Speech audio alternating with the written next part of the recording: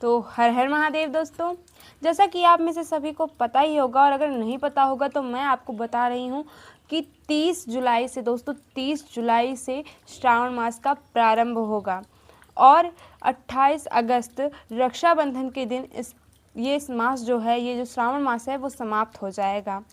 तो इस बार 2026 में श्रावण मास में 4 सोमवार आएंगे और पहला सोमवार 3 अगस्त को होगा। तो इस श्रावण मास में आप शिव जी की खूब भक्ति कीजिए, खूब पूजा कीजिए और शिव जी को प्रसन्न कीजिए। और जो भी आपके रुके हुए काम हैं, जो नहीं हो रहे हैं, आपकी नौकरी लग जाएगी, जो भी ऐसी सारी चीज़ें हैं वो आपकी दूर हो जाएंगी और आपको सफलता प्राप्त होगी आपके जीवन में। तो चलिए मैं आपको बताती हूँ कि आप किस प्रकार से शिव जी को प्रसन्न कर सकते हैं अपनी पूजा के माध्यम से। तो टोटली आज मैं आपको ये बताऊंगी कि आप श्रावण मास में शिव जी की पूजा कैसे करें और क्या क्या आपको सामग्रियां चाहिए होंगी शिव जी की पूजा करने के लिए। तो चलिए सबसे पहले मैं आपको ये बता देती हूँ कि आपको किन किन सामग्री की आवश्यकता पड़ेगी। तो दोस्तों, आपको बेल पत्र ले लेना है, बेल पत्र ले लेना है जो कि खंडित ना हो दोस्तों। तो दोस्तों, आपको मदार का मतलब आँख का पुष्प ले लेना है, क्योंकि ये एक पुष्प 100 हज़ारों पुष्पों के बराबर होता है अगर आपको कोई पुष्प नहीं मिल रहा है तो। और आपको जैसा मैंने बताया कि बिल्व पत्र ले लेना है और आपको अपराजिता का नीला पुष्प ले लेना है जो कि नीले रंग का हो, क्योंकि उसमें 2 रंग आते हैं, एक सफ़ेद रंग का होता है और एक नीले रंग का होता है। तो आपको नीले रंग वाला अपराजिता का पुष्प ले लेना है। अब आपको क्या करना है कि आप दूध, मतलब कुछ लोग दूध चढ़ाते हैं, कुछ लोग शहद चढ़ाते हैं, मतलब कुछ लोग शहद से अभिषेक करते हैं और कुछ लोग दूध से अभिषेक करते हैं, कुछ लोग केवल और केवल जल से अभिषेक करते हैं। तो आप अपने अनुसार, जो भी आपकी समस्याएं हैं उसके अनुसार आप जो भी चढ़ाना हो, आपको अभिषेक करना हो जिस भी चीज़ से, मतलब दूध से या फिर शहद से, आप उसे ले लीजिए। और कुछ लोग के यहाँ ऐसा होता है कि वो रोज़ रोज़ नहीं जा सकते हैं बिल्व पत्र लाने के लिए या फिर वो नहीं जा सकते हैं तोड़ने के लिए। तो वो क्या करेंगे कि आजकल के समय में तो सबके घर में फ्रिज होता ही है।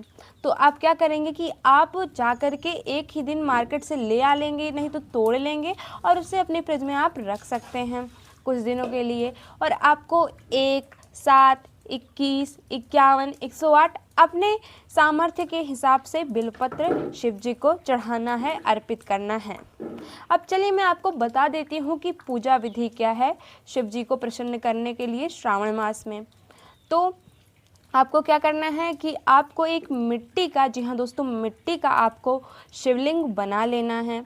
शिवलिंग आप अपने हाथों से बनाएंगे, मिट्टी का शिवलिंग होना चाहिए।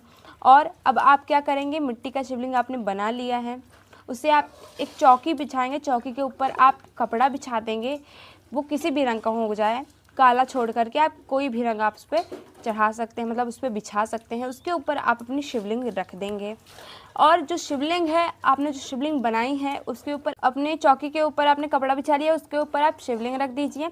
अब आप 1 लोटा जल लेकर के और वही सारी सामग्रियाँ लेकर के जो भी आपने इकट्ठा की है अभी तक वो ले लीजिए। और हाँ, एक चीज़ मैं आपको बताना भूल ही गई सामग्री में कि आपको कलावा ले लेना है। तो आप कलावा भी चढ़ा देंगे वस्त्र की जगह पर। आप कपूर ले लेंगे और सुगंधित माहौल को सुगंधित करने के लिए आप धूप बत्ती ले लेंगे। अब आप ये सारी चीज़ें करेंगे और ज्योति, हाँ आपको ज्योति जलानी है घी से या तो फिर तिल के तेल से आपको एक ज्योति जलानी है। अब आपको क्या करना है कि आप सबसे पहले अभिषेक कर दीजिए शिव जी का।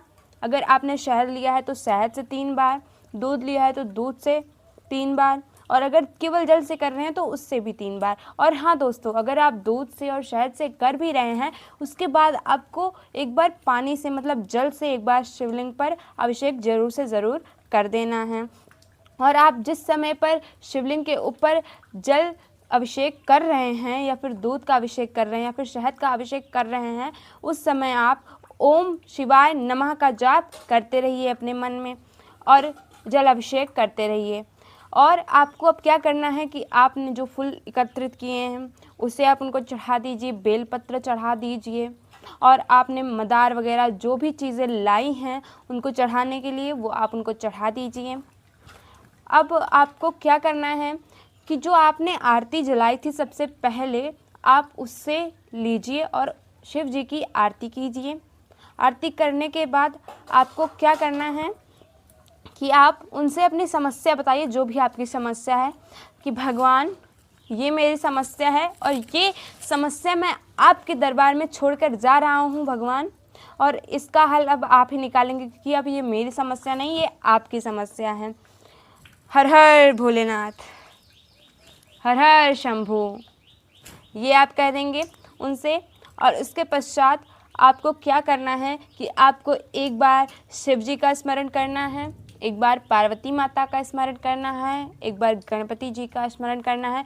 और उसके पश्चात आप जब सुबह शिवलिंग पर ये सारी चीज़ें पूजा वगैरह कर लिए हैं, पूजा पाठ, अब उसके बाद आपको रात्रि में इसको विसर्जित कर देना है। नहीं तो भी आपके पास जब भी टाइम मिले तो आप इसको विसर्जित कर दीजिए। आपको पर डे एक शिवलिंग मिट्टी का बनाना है और आपको उसी दिन उसको विसर्जित कर देना है पूजा पाठ अपनी करने के बाद।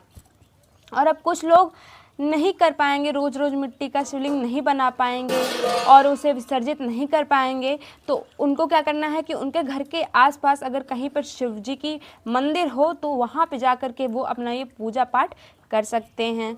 अब कुछ लोग ये भी नहीं कर सकते, मतलब वो सामग्रियाँ इतनी एकत्रित नहीं कर सकते, तो उन्हें क्या करना है कि वो बस केवल एक लोटा जल, जी हाँ दोस्तों, केवल अगर वो एक लोटा जल चढ़ा देंगे शिव जी को, तो हमारे भोलेनाथ है ना, जो भोलेनाथ हैं, वो आपसे उतने में ही प्रसन्न हो जाएंगे, मतलब एक लोटे जल से ही प्रसन्न हो जाएंगे वो।